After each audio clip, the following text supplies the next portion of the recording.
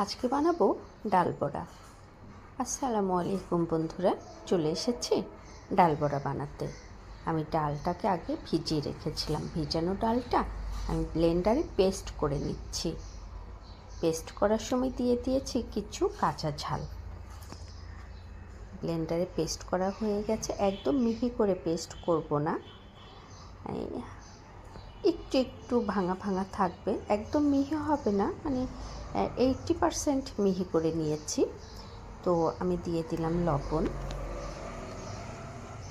হলুদের গুঁড়া, গরম মশলার গুঁড়া,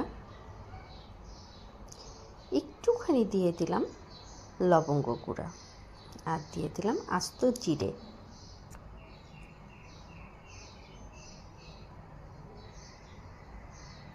এখন দিয়ে দিলাম শুকনো ঝালের গুঁড়া।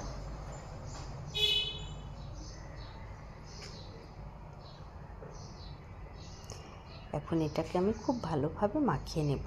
দিয়ে দিলাম আদা কুচি, রসুন কুচি, এক মুঠ ভরে পেঁয়াজ, কুচানো পেঁয়াজ।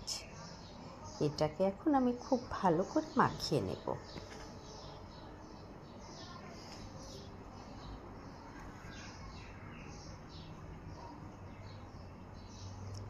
মাখানো শেষ বন্ধুরা।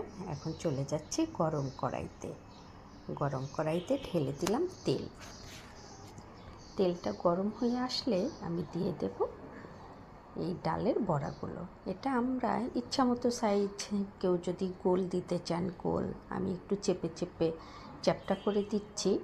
আর মিডিয়াম আঁচে, অবশ্যই মিডিয়াম আঁচে ভাজতে হবে, যাতে বড়াটায় এপাশ ওপাশ খুব সুন্দর মুচমুচে সেদ্ধ হয়ে যায়, ভাজা হয়ে যায়, ভেতরটা যাতে কাঁচা না থাকে। বন্ধুরা, আমি ধনেপাতা দিতে ভুলে গিয়েছিলাম, আমি দিয়ে দিচ্ছি কিছুটা ধনেপাতা।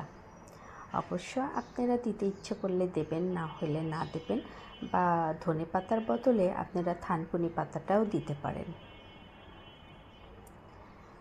আমি কি ধনেপাতা দিয়ে আবারও কিছু বড়া ভেজে নেব।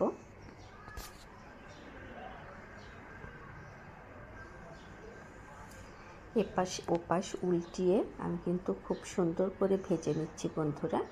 আমার ভাজা শেষ, আমি উঠিয়ে নিচ্ছি। খেতে কিন্তু অনেক মজা হবে বন্ধুরা। হ্যাঁ বন্ধুরা, আমার কিন্তু